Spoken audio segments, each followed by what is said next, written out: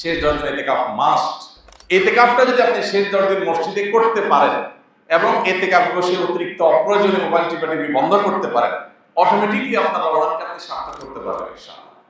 কারণ যখন আপনি মসজিদে নিজেকে আবদ্ধ করে ফেলবেন 10 দিনের জন্য, আপনি যখন বাইরে যেতে পারবেন না এবং অপ্রয়োজনে মোবাইল টিপি আপনি যখন করার অপশনটা বন্ধ হয়ে যাবে, অটোমেটিকলি আপনার তেলাওয়াত আসবে, দোয়া আসবে, আল্লাহর স্মরণ আসবে, আল্লাহর জিকির হবে এবং আপনি ভালো কাজ করতে পারবেন। এজন্য লাইলাতুল কদর পেতে হলেও ইতিকাফের কোনো বিকল্প নাই।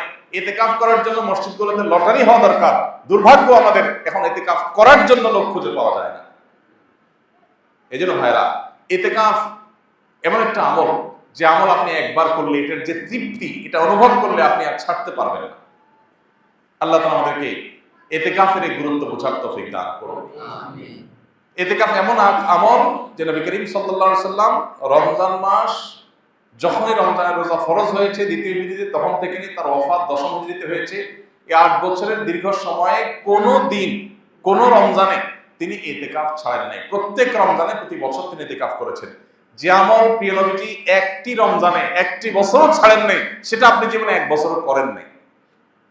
বেশিরভাগ মুসল্লিদের অবস্থা। এখানে হাত তুলতে বলা হয়, কারা কারা জীবনে ইতিকাফ করেছেন, অল্প কিছু হাত উঠবে। বেশিরভাগ মানুষ জীবনে একবারও বসেন নাই। যেটা রাসূল সাল্লাল্লাহু আলাইহি ওয়াসাল্লাম জীবনে একবারও ছাড়েন নাই, সেটা আপনি জীবনে একবারও করেন নাই। আপনি কি উম্মত, কি জান্নাত প্রত্যাশী, আপনি নিজের মূল্যায়ন নিজে করেন। রাসূল সাল্লাল্লাহু আলাইহি ওয়াসাল্লাম জীবনে যেটা ছাড়েন নাই, এটা আপনি 1-2 বার হলে তো করবেন। এই জন্য ইতিকাফ করার নিয়ত করবো তো ইনশাআল্লাহ। এখন থেকে বলতেছি, কারণ ইতিকাফ 20 রমজান সন্ধ্যা সূর্য ডোবার আগে আগে আপনাকে শুরু করতে হবে। তখন বললে তো আর আপনি প্রস্তুতি নিতে পারবেন না। এখন আগে থেকে বললাম, এর মধ্যে আপনি প্রস্তুতি নেন, প্রিপারেশন নেন, পরিকল্পনা করেন। তাহলে এই চতুর্মুখী চেষ্টা যদি আপনি করেন, তাহলে ইনশাআল্লাহ আপনার এই মাসটাকে আপনি সাকসেস করতে পারবেন। আল্লাহ আমাদেরকে রমজানের সকল অর্জন, সকল সুফল, সকল মাগফিরাত, নাজাত, রহমত, বরকত, কল্যাণ, সওয়াব, আজর, এগুলোকে আল্লাহ তাআলা আমাদের আমলনামায় নিজের ঘরে তোলার তৌফিক দান করুন। ভাইরা আমার, বহু মানুষ আমাদের সাথে এই মসজিদে হয়তো গত রমজানে ছিলেন, এই রমজানে তারা নাই। আমরা এখানে যারা বসে আছি এখন, আমি কিংবা আপনি, হয়তোবা সামনের রমজানের আগে আগে দুনিয়া থেকে আমরা চলে যাবো। সামনের রমজানে হয়তো এই মসজিদ থাকবে, আমরা অনেকেই এখান থেকে আমাদেরকে তুলে নেওয়া হবে শেষ। এটাই জীবনের শেষ সুযোগ, এটাই জীবনের শেষ রমজান। সেই চিন্তা থেকেই আসল রমজানের অবশিষ্ট দিনগুলোকে যথাযথভাবে কাটানোর চেষ্টা করি। প্রতিদিন একটা সময় অবশ্যই আল্লাহর কাছে বিশেষভাবে দোয়ায় মনোনিবেশ করি। রমজান মাসে দোয়াটা খুব বেশি হওয়া দরকার, দোয়া আমাদের হয় না। কমপক্ষে 5-10 মিনিট হাত তুলে চোখের পানি ফেলে আল্লাহর সাথে 10টা মিনিট আপনি ডেইলি কথা বলেন। 24 ঘন্টার মধ্যে 10টা মিনিট দোয়ার জন্য বরাদ্দ রাখেন। ইফতারের আগে হুলস্থুল কোনোভাবে আমরা থামাইতে পারি না। ইফতারের 15 মিনিট আগে বাসার সমস্ত আয়োজন স্টপ করে দেন, যা যেখানে আছে। এইভাবে পেঁয়াজি এখনো চুলার উপরে আছে, চুলা বন্ধ করে দেন। এই পেঁয়াজি মাগরিবের পরে খাবো আজকে আর দরকার নাই, কারণ এখন এটা করতে গেলে আজকের দোয়াটা মিস হয়ে যাবে। 15 মিনিট আছে, এখন পরিবারের সময় আল্লাহর কাছে হাত তোলেন। ইফতারের আগে দোয়া কবুল হয়। ভোর রাত দোয়া কবুলের সময়। ভোর রাতে উঠেও আমরা মোবাইল টিপি বন্ধ হয় না।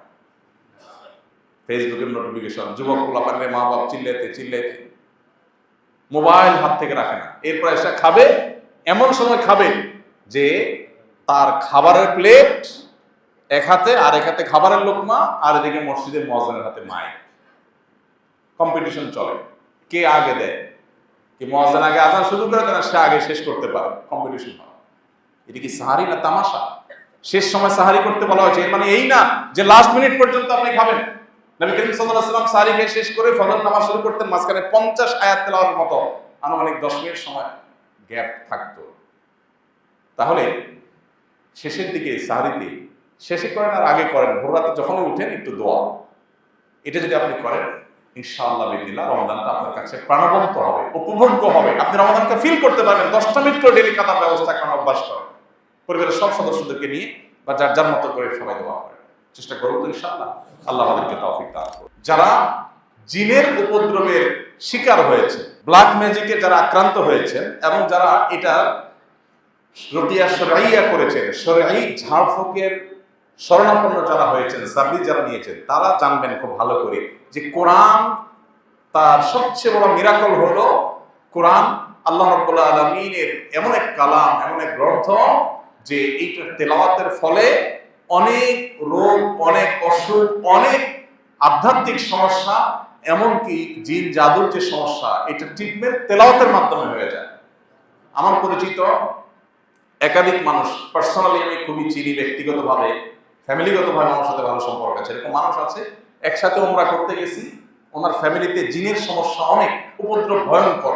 তো রমজানে যখন মক্কায় হারাম শরীফে একদিন, 2 দিন, 3 দিন তারাবির নামাজ পুরার সময় উনি ওনার ফ্যামিলি তারা সামিল হয়েছেন, তেলাওয়াত শুনেছে, এরপর থেকে তাদের অসুস্থতা ভয়ঙ্করভাবে বেড়ে গেল।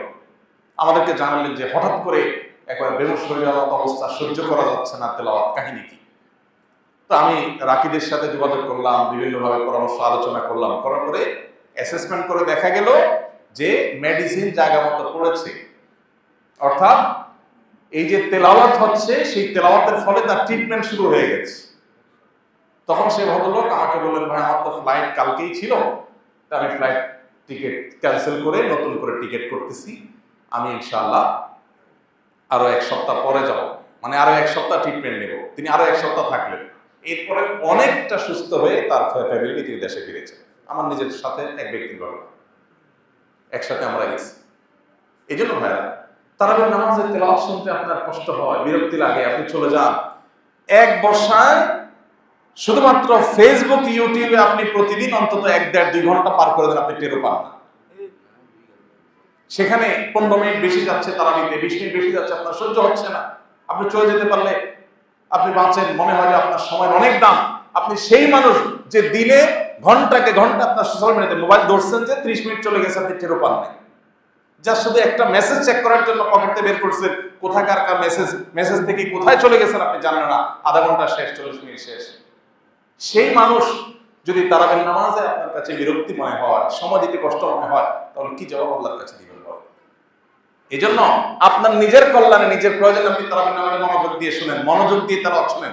মনোযোগটা ইম্পর্টেন্ট। যত মনোযোগ দিয়ে শুনবেন, আপনার ভেতরে পুরো ট্রিটমেন্ট হয়ে যাবে শরীরে।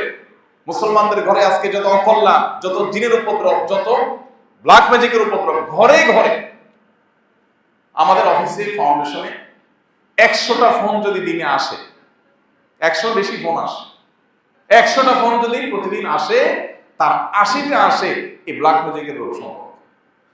ঘরে ঘরে এখন সব মানুষ টের পাচ্ছে না। অনেক বড় বড় ডাক্তার, মেডিকেল কলেজের প্রিন্সিপাল, তারা পর্যন্ত মাঝে মধ্যে সশরীরে আসেন, এসে বলেন, ভাই আমি মেডিকেল কলেজের প্রিন্সিপাল, আমি জানি এটা কোনো ফিজিক্যাল সমস্যা না, আমার ফ্যামিলিতে এই যে সমস্যা আমি দেখছি, কোনো চেক আপে কোনো কিছু ধরা পড়ছে না, দেশে বিদেশে ট্রিটমেন্ট সব করা শেষ, কিচ্ছুই ধরা পড়ছে না, রোগের কোনো কুলকারা নেই, এটা অস্বাভাবিক কিছু। ঠিকই রুকিয়া করছে, সাথে সাথে আল্লাহ তাআলা ফল দিচ্ছে। কোরআনের যদি জীবন্ত কোনো অলৌকিকত্ব দেখতে চান, তাহলে কোরআন তেলাওয়াতের মাধ্যমে কিভাবে মানুষকে আল্লাহ তাআলা ট্রিটমেন্ট করেন, এটা আপনি দেখতে পারেন।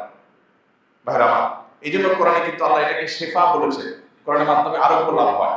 এই জন্য আমাদের রমাদানে মনোযোগ দিয়ে তারাবি শুনতে হবে, না আমাদের কল্যাণে, সব যেমন হবে, আমাদের ট্রিটমেন্ট হবে, আধ্যাত্মিক ট্রিটমেন্টও হবে, আবার বিভিন্ন ধরনের এই জিন জাদু ইত্যাদি ট্রিটমেন্টও হবে। আল্লাহ আমাদেরকে তারাবির নামাজকে সুন্দরভাবে, যথার্থভাবে আদায় করার তৌফিক দান করুন।